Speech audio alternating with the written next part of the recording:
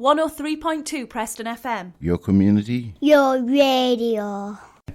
Right now, time to welcome my next guest into the studio.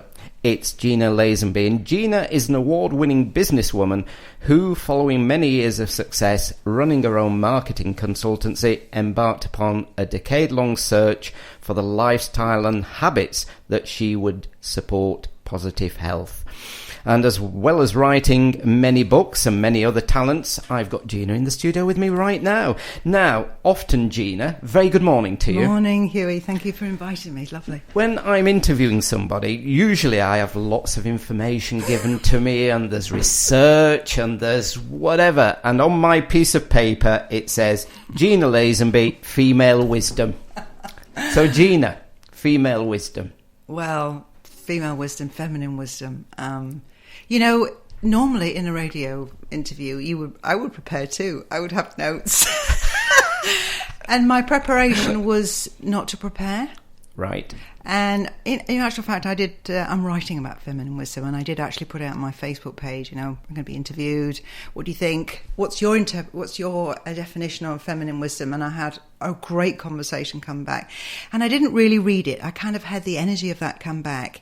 And for me, I suppose one explanation of what feminine wisdom is, the fact that I'm here answering your question by being in the moment and giving you the answer that needs to be spoken now, which is what feminine wisdom is about. It's not working from my mind and giving you this. It's like I've got 16 scripts here and you're asking me the 17th and I don't have the answer. Oh my goodness. You ask me a question and I go inside and I kind of feel into the answer. And that's what we all have the capacity to do. And I think wisdom is missing from our society, whether you use the word masculine or feminine, it's missing. And we know about wise men, and you find in the dictionary, and my friend Karen Buckley in America said that she looked in the dictionary, it has wise man, but it doesn't have a wise woman. She's not there. And when she is in a dictionary, she is this old crone in the woods, as opposed to being a sage, an elder who really knows what's happening. So we've kind of lost that, and I think there's a feeling now, a movement to reconnect with wisdom and the feminine.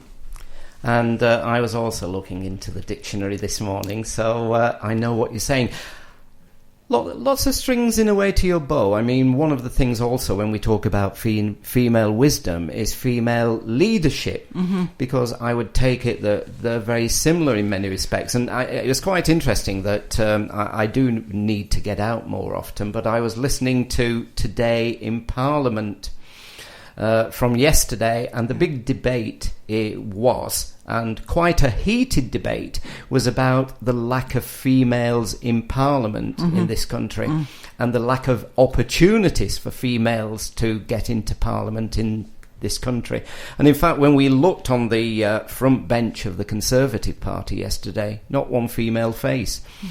So how difficult is it still for females and female leadership in this country? Or worldwide, because you're a worldwide traveller. I do travel. I see what's happening in the different countries. If we look at the UK, I'm writing a book on the rise of the feminine. There is a rise in women into more powerful positions, women throughout public life, and feminine values and traits which are expressed in men and women. So there's a rise in that feminine energy, and there's a rise in women. It is rising. But yet we still look around, and the news on Friday, was it not, the Yorkshire female MP deselected by her parliamentary party, which is completely crazy, having David Cameron said that this is the year of women, I want more women in Parliament. There are 3 female Tory MPs who got in the last election who've said they're not going to stand again. Now, the effort required to get into Parliament is massive. So having got there and effectively saying after 3 or so years, I'm not coming back, speaks something about the culture. The lack of support that women have, the male culture which men swim in and don't realise how much it supports them, and how little support women have and how much they're criticised. I travel a lot to Australia. I go to Sydney. I have witnessed Julia Gillard coming in, the circumstances of her coming in, the circumstances of her being removed. I was there the day that it happened. I was holding a women's circle, interestingly enough. And what was written about her was terribly sexist. She was the victim of really terrible taunts. She was called awful things. And I can't believe that it happened in Australia. Australia is a society all unto its own because it is very much a Western culture, but it's an engineered society. It's a convict penal colony. They've cut their ties with the original indigenous people, and that Western culture is based at a time when there were 11 men to 1 woman. We sent our convicts out there, and that's how the culture has grown from there. So it makes it slightly different to other Western cultures. Different cultures have different stories. So they are ahead in some ways. The fact that they had the female prime minister, and they do support women, but there is an undercurrent of anti-women, which a lot of it is unconscious bias, which we don't see, that men and women express. So we have to look at the culture that we're in, and I think it's about mutual respect, respecting men and respecting women, rather than having female values, female work of caring. Being a mother and a housewife is worth less than. So I'm only a housewife. I don't work. Yes. I don't go out to work. I stay at home. It's unpaid work in the home as opposed to paid work outside the home. It's still work. And for me, the most important job in the world is a mother, bringing up the next generation. And we don't value that in society. So we force women to make the choice between, am I going to really move my career forward? I'm in my mid-30s. Am I going to not go for the executive role because I can't do that and a family, or am I going to have a family, take time off? Then I'm not visible, then I don't look committed because I'm part-time. And there's a fork in the road where women go, and they remove themselves from this pipeline of very good, talented women for the top positions where we need the feminine wisdom in our decision-making. So is it mainly as a society then that we suppress women, or is it mainly we men? Well, we can't.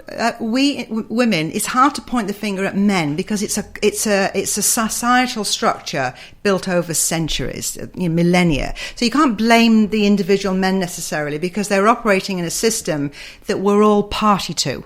So we have to change it, and I think women can lead in that because women are innately up for making good, making changes, very flexible. That's one of our traits. Doesn't mean men are inflexible. It is more of a masculine trait to be more fixed, focused, directed, and more inflexibility. And we need tremendous flexibility now. I mean, look at what's happening in the country, metaphorically, with the storms lashing us. It's almost like things are dismantling, as they did in Dawlish yesterday. Things are dismantling, and we have to create the new. And I think women are very adept at birthing in the new way of doing things, because things are changing so quickly. So we won't do it on our own, but I think we could lead in that. I think that we could step forward, and that's where women are operating separately. And women need to come together in networks and communities of collaboration and support to show the way, to say to men, look, this is the way of working. Forget competition. Let's collaborate. Let's all work together looking for better solutions. And so that's where our leadership can be. But it's not about taking over from men. It's about finally joining them. They've been in the positions of power, and there are individual men who make it difficult for women. There are bullying bosses. There are men who really feel diminished by a woman moving forward into a more powerful position. So there's a question about what's the new masculinity, if it means you might have a woman boss or a woman or a wife who earns more than you. Does that in some way diminish you? Or great, I will be the homemaker for this moment in time, at this point in our lives. And that flexibility of how we live is what's needed. And it's a very big conversation. And on your travels, do you see that differently than in the different societies? I mean, I know you're going to America this weekend. How different is it in America then? In America, you have a lot more powerful women. There's a lot more women at the top, and they're often childless.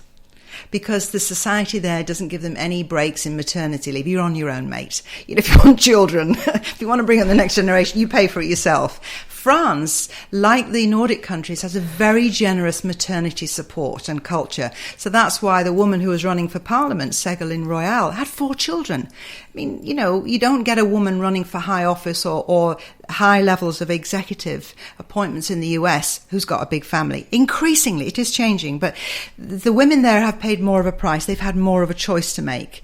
And, I do hear men say that, I don't like to say on radio, they refer to women as ball breakers. Not all of them, some of them. They've got there by playing a very strong masculine game. Now, it doesn't speak to all the women. And I'm going to California to this, in San Francisco, Wisdom 2.0.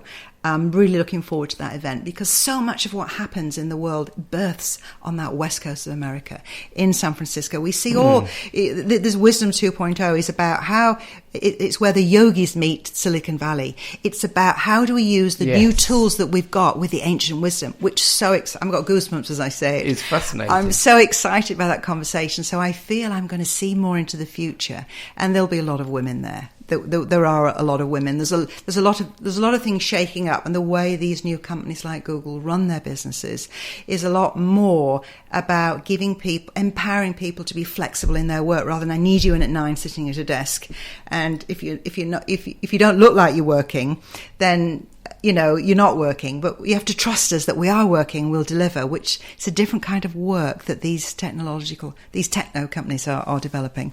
And here at home, when you're in Yorkshire, you run weekends. Tell us a little about the weekends then, Gina. I've written books on healthy living, feng shui, and healthy home. And I have a home that I created that was natural materials, low electromagnetic fields, no chemicals. And I do, when I'm in the UK, spend a lot of time there, a little bit, and I spend time in London, in my home there. And I haven't run so many retreats recently because I have been traveling, because I felt called to go out into the world and see what's happening with women. And that's why I'm writing about that. But I take my home with me because I've deeply understood through the experience of living in that home what home means and the power. From a fractal point of view, the microcosm of the home, if that works, then as you spin out the energy out into the world, from a macro point of view, the world will work. So in a sense, all we have to do is make our homes work, make them like heaven, make life good there. And then everything, our communities are good, our relationships are good, our work is good. And I think because of technology, the trend is to bring work home, to change the nature of how we live. The spare room might be the office, or the laptop in the lounge, or the shed, or you create working environments at home, have more flexible ways of working. That's why a lot of women are leaving corporate life, choosing a more flexible way of working at home. They can watch the family, you can see the children, they can make their hours work, they're in charge of things. And so for me, it's been, all my experiences of living in my healthy home has taught me about the importance and the value of that home environment, rather than being somewhere where us women want to get away from there, where our work is unpaid, unseen, unvalued, and get out into the world and get recognised and paid for our work in the world. And I think the societal shift is to deeply value the home life, the caring, and everything that's happening in that nurturing space, because it is so important. Well, I'm sure we could have spent the full programme, you and I, talking here. I've got about 2 minutes. Oh, yeah. I just wanted to ask, from childhood, feng shui, writing books, looking at life, remaining calm, championing, if that's the correct word, women. When did this all begin for you? Was it through childhood or later life? I think we can have things happen in childhood and then we can reconnect with them. I grew up in a small hotel, saw my mother cooking food for 25 people every day, and I studied, I did cooking at school as well as other, English studies. And then I went to hotel school and worked in hotels. And for me, I operated very much from masculine energy, action woman. I got very stressed. I didn't listen to any of the signals, and I had a breaking point, the early 90s. And from that point, I had to rebuild myself and find out who I really was. I started this new journey of understanding about home. So that's a major shift in my life. And that along that journey of looking at the value of home and looking at the value of myself and my inner world, that's the exploration I've been on. And I've come to a point now where I need to start expressing it and put a language to things, which in my own mind I don't really know the language for externally. And we all have that. And so the inner world is so important, and I want to put some language around that inner world and the validity of going within and checking your own wisdom and, just checking your own truth, as opposed to just going with a logical decision of the data in front of you, because we don't. But we don't realize what we do and what we don't do. But we can very powerfully check in. How do we feel about this? How important is this to us? Just to go in. How do I feel? How does it make me feel when I make that decision? And have that as the most valid way of looking at something, as opposed to, well, my friends say this, or the paperwork says that, or logic says this. Our logic has got us into a little bit of a mess, so we need to bring that wisdom into the world through individually walking in our truth, being authentic to ourselves. And that's what I've learned over the last 20 years. Wow, really could have spent more time talking to you.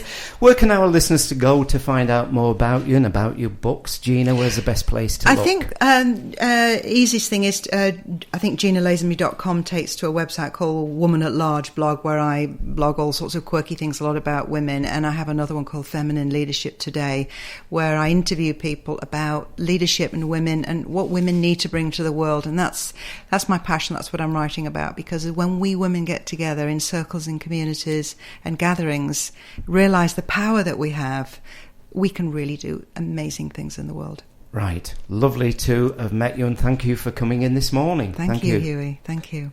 We hope you've enjoyed this interview as much as we have. Why not join our Chat City family and give us a tweet at Chat City PFM.